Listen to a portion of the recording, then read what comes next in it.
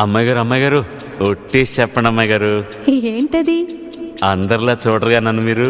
అంటే ఏదో నాకు తోచింది మంచు చెడ్డో చేసేస్తూ ఉంటా కదా.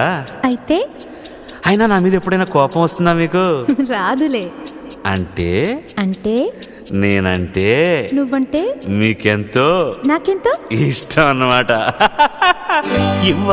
ఇవ్వాలైనా మీరు ఏది అది అమ్మాయి గారు. చెప్పాలి ఏం కావాలో మీరు ఏదో అది అబ్బాయి గారు. నన్నే మెచ్చారు, నేనే నచ్చానన్నారు. తీరా అది అంటే ఇంకా ఏమో ఆలోచిస్తారు.